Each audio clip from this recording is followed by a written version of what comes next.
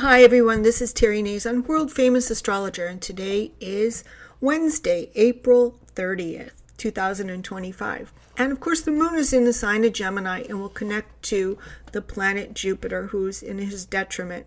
So this is a funny kind of good fortune, like you trip over something and then you find something that you lost, or boxes fall apart in your garage and you're forced to look through them and you find something valuable that you forgot you had. So it's a sort of twisted kind of good fortune that you have to where you have to do something because, Jupiter's trying to convey a message in a roundabout way to you. And so Jupiter has a 12-year cycle, and he was here 12 years ago.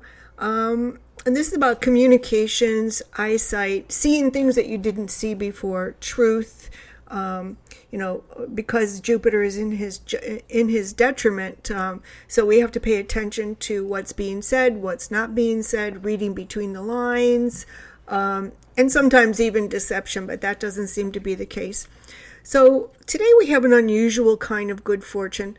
I love a combination of the moon and Jupiter. I don't care what sign, I don't care where it is. It's always going to work out really, really well. And that's a good thing. So be aware of that as you go about your day. And if you need to know how this combination of planets is going to affect your life, you can go to my website for my more detailed horoscopes for each and every zodiac sign. Of course, the moon is in Gemini, and he's in the second house to the sun in Taurus. If that doesn't talk about money, luxury items, expensive things that you own that you don't want to get rid of, that you need to pay attention to and take care of, I don't know what does.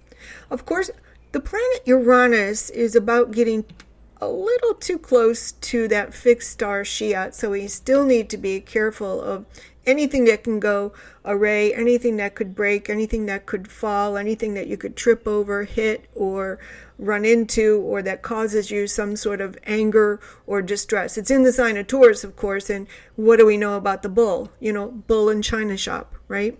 So we want to really kind of control our emotions.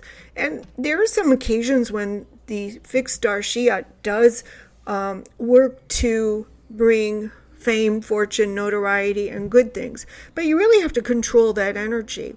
Today, the good news is that the planet Venus will move out of the sign of Pisces, where she's exalted, and into the sign of Aries, and join the planet Neptune.